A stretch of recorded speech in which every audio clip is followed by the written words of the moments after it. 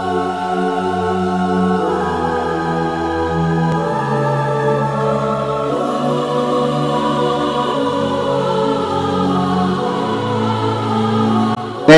ಎಲ್ರಿಗೂ ನಮಸ್ಕಾರ.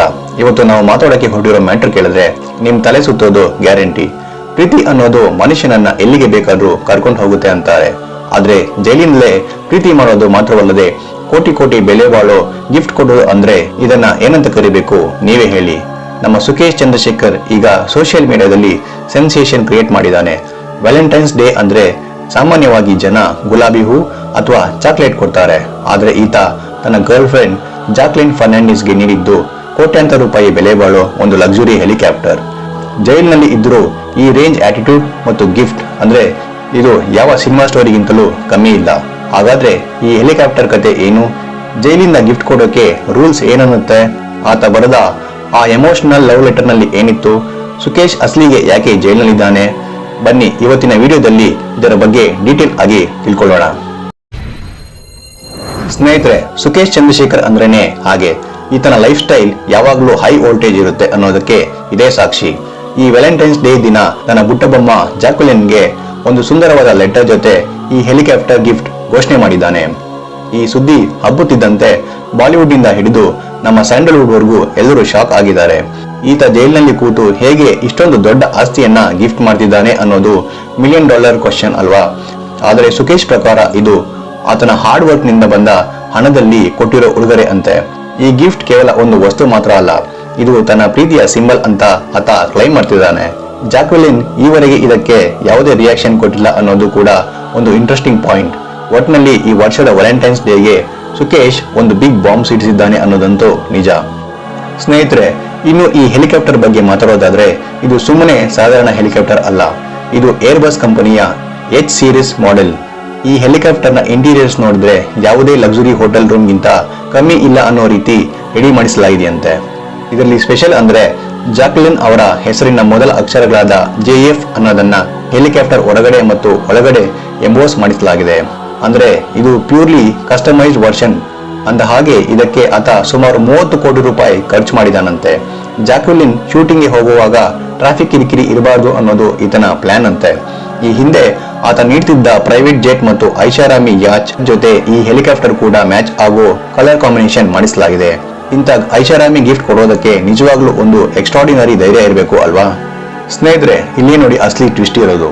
ಒಬ್ಬ ಕ್ರಿಮಿನಲ್ ಕೇಸ್ ನಲ್ಲಿ ಜೈಲಿನಲ್ಲಿ ಇರೋ ವ್ಯಕ್ತಿ ಇಷ್ಟೊಂದು ದೊಡ್ಡ ಗಿಫ್ಟ್ ಕೊಡೋಕೆ ಸಾಧ್ಯನಾ?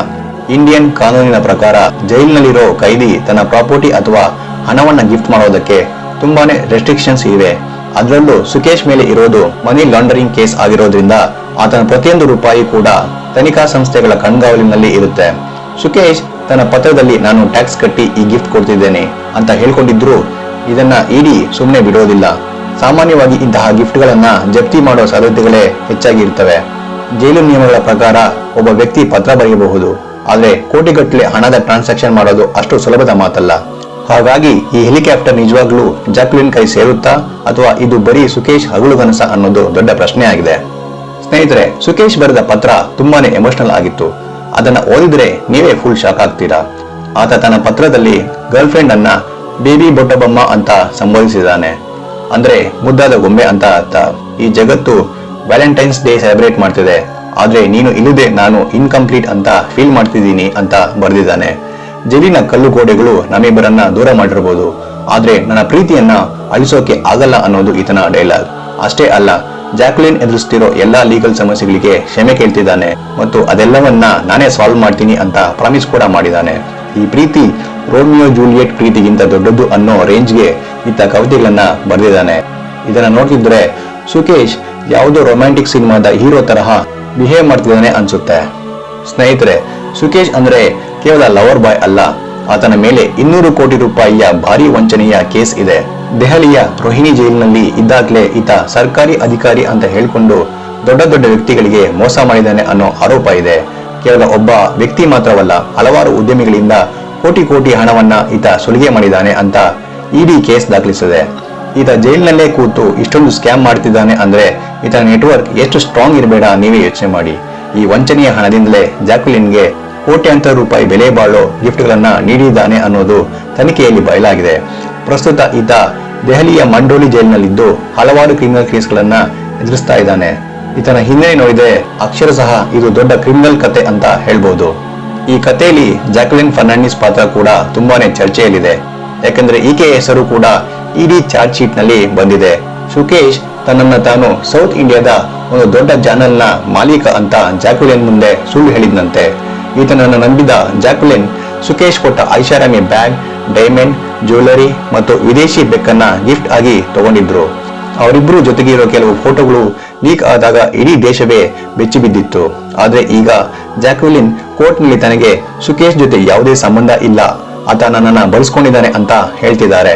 ಅದು ಸುಕೇಶ್ ಮಾತ್ರ ತನ್ನ ಪತ್ರಗಳ ಮೂಲಕ ಆಕೆಯ ಮೇಲಿರೋ ಪ್ರೀತಿಯನ್ನ ಪದೇ ಪದೇ ಹೇಳ್ತಾನೆ ಇದ್ದಾನೆ. ಈ ಮ್ಯಾಟರ್ ಈಗ ಕೇವಲ ಪ್ರೀತಿಯಲ್ಲ, ಇದು ದೊಡ್ಡ ಮಟ್ಟದ ಲೀಗಲ್ ಫೈಟ್ ಆಗಿ ಬದಲಾಗಿದೆ. ಸ್ನೇಹಿತರೆ, ನೋಡಿದ್ರಲ್ಲ ಸುಕೇಶ್ ಚಂದ್ರಶೇಖರ್ ಕತೆ ಎಷ್ಟು ವಿಚಿತ್ರವಾಗಿದೆ ಅಂತ.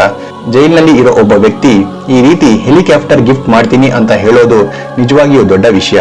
ಕೆಲವರು ಇದನ್ನ ಪ್ರೀತಿ ಅಂತ ಕರೆದ್ರೆ, ಇನ್ನು ಕೆಲವರು ಇದನ್ನ ಪಬ್ಲಿಸಿಟಿ ಸ್ಟಂಟ್ ಅಥವಾ ವಂಚನೆಯ ಹಣದ ಪ್ರದರ್ಶನ ಅಂತ ಕರೀತಿದ್ದಾರೆ.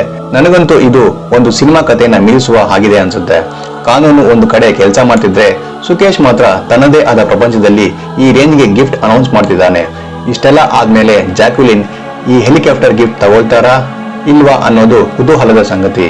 ನಿಮ್ಗೆ ಅನಿಸುತ್ತೆ, ಇದು ನಿಜವಾದ ಪ್ರೀತಿನಾ ಅಥವಾ ಕೇವಲ ಶೋ ಆಫ್? ಕಮೆಂಟ್ ಬಾಕ್ಸ್ ನಲ್ಲಿ ನಿಮ್ಮ ಅಭಿಪ್ರಾಯವನ್ನ ತಿಳಿಸಿ. ಈ ವಿಡಿಯೋ ಇಷ್ಟ ಆಗಿದ್ರೆ ಲೈಕ್ ಮಾಡಿ, ಶೇರ್ ಮಾಡಿ, ಸಬ್ಸ್ಕ್ರೈಬ್ ಮಾಡಿ. ನಮಸ್ಕಾರ.